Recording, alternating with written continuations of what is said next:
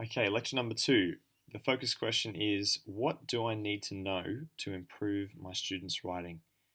And this lecture, we're just going to identify 4 basic elements of grammar that can start the discussion.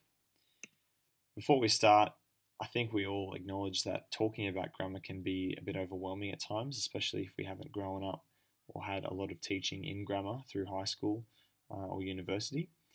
But just consider grammar to be like formulas in maths. Naturally, they're going to be hard to grasp. At times when you apply them to new problems, it's difficult to demonstrate to kids how it can actually be used or how you can work it. But eventually, through practice, through repetition, formulas become very useful and actually help to save time and help to kind of narrow your focus on what you have to do to answer a problem. Rather than giving you a whole range of different options to complete. Focusing on these 4 elements of grammar can really help to develop a student's writing. The 4 things that I want to talk about in this lecture, I've kind of labeled the Grammar Toolbox. And it's a metaphor to describe that these are 4 things that you can pull out at different times when you're at all stages of a writing unit, whether it's just beginning to write down ideas from research, or if it's reviewing an essay that's been written. All of these things can be pulled out at different times and used, and focusing your attention on one or all of these in the classroom should have some benefit in refining the meaning that students are trying to make. So the 4 things are, number 1, clauses. So the clauses are the messages in a text. 2 is verbal groups, so I'm calling them the heart of the message. They're very critical to find and to be able to refine well. Number 3 is noun groups, so that's the ideas in the message. And number 4 is nominalisation, and which is the process of clarifying the message.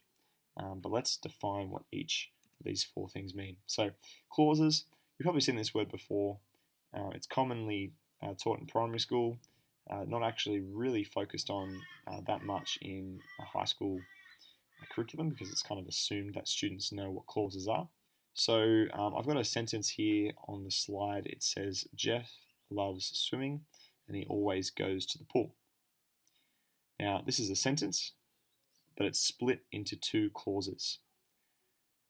A clause requires a verb, and it usually has to have a noun performing the verb. And usually if you have a sentence with multiple clauses, they're usually joined by a conjunction. So you can see here in the first, in the sentence, the first clause is Jeff loves swimming. So Jeff is the noun, love is the verb, and swimming is the noun that Jeff loves. And the second clause is, and he always goes to the pool. He is the pronoun, which is relating back to Jeff. Always goes is the verb group. Goes is the verb, and always is the modal verb that helps describe the certainty of something. And to the pool is where he is going. So we usually indicate or split up clauses by using 2 slashes that you can see there. And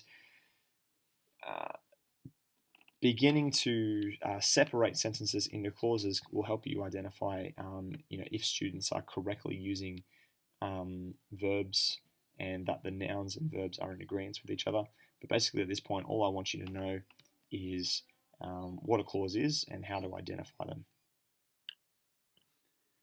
Within a clause is something called the theme and ream.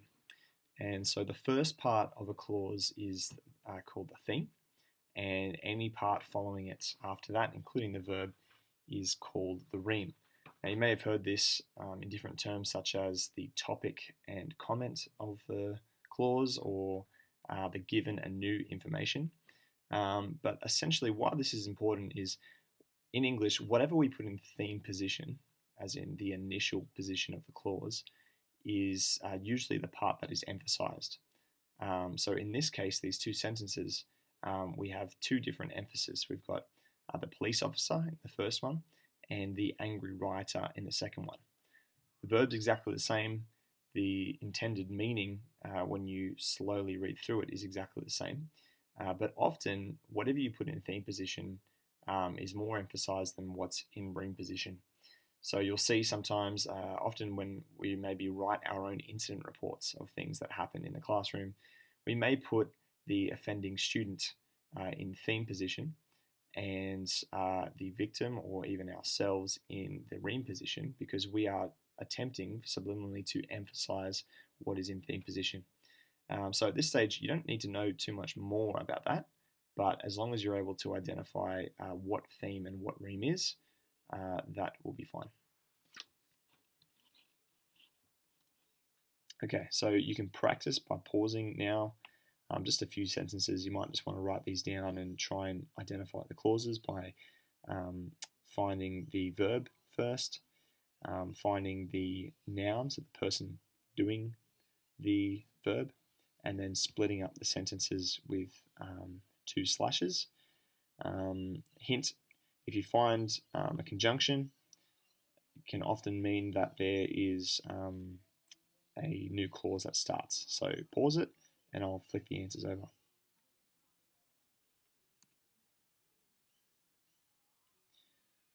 Hope you're able to find them. Okay, we'll move on. Okay, number 2 is the verbal group. Now, Ross, Bridge, and Rushton define the verbal group as being the heart of the clause.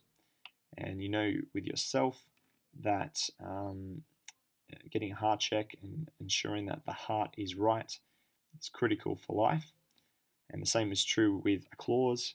The verb is the most critical part, and getting the verb right, getting the verbal group right, can really help to improve the clarity of the message. Now, I've got a sentence here, I will always love you. We had the main verb, which is love, and then some auxiliary or helper verbs to help define the main verb, love, with will and always. So verbal groups are so important because they create shades of meaning, which is a common phrase that's used in the English curriculum, the Australian curriculum for English, that really refining verbal groups helps to create just little intricacies, improvements of the intricacies of meaning that can just help students express their ideas just that little bit clearer. So if we focus on verbal groups and tweaking them, then we have a good strategy to improve writing. Now I've got here just another few examples. I'll pause it. For this one, just identify both the verb group itself and also the main verb in the sentence as well. So pause it, give it a shot, and here are the answers now. So hopefully you're able to find both the main verb and also the helper verbs.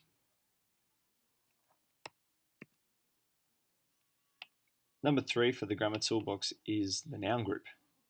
And the noun group is has a main noun, and then surrounding it are a range of descriptors or additional words that help describe the noun. So noun groups are really important because in academic writing, you're looking to pack a lot of information and a lot of ideas and expand on those ideas. And what you often see with Stage 6 writing is a neglect of developing strong noun groups, which are essentially the ideas of a sentence, in a way that can really communicate things with speed. And so you may find that you have nouns that are just simply nouns by themselves without noun groups. And over the next few sentences, the noun is developed, but a lot of time is wasted, a lot of space is wasted without actually really saying much. So a good way to start developing student writing is actually to focus on the noun groups within writing and teaching them ways to develop a noun group. Now, essentially what a noun group is I've got an example here below. The dark forest with low-hanging branches, that itself is a noun group. The main noun is forest. The most common way that nouns are modified especially in younger years, would be an adjective, where we have here the dark forest. So the look of it is described. And we also have an adjectival phrase as well, which gives additional information about the branches within the forest. So there is a big difference between just the word forest and the dark forest with low-hanging branches. And so developing these noun groups are really great ways to not just improve academic writing, but also to improve things like narrative writing as well. So that is what a noun group is. And here are a few practices to identify the noun groups and the main noun. Finally, the fourth Grammar Toolbox item is nominalisation. Normalization is something that teachers do all the time.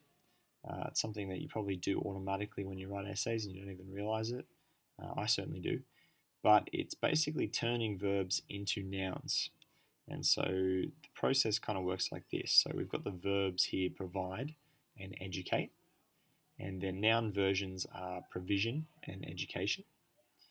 And a feature of academic writing is to actually expand on ideas.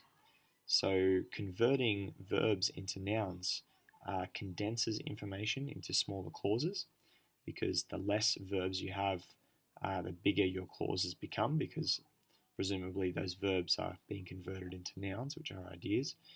And so, as you can see from the example down here, we've got students at school need to be educated, and that's a whole clause. But if you normalize it into the education of school students, that is an incomplete clause because there's no verb at the moment. And so the focus is going to be on the education of school students, basically going from the kids themselves to actually how students are educated. And so there's this real change of tone here.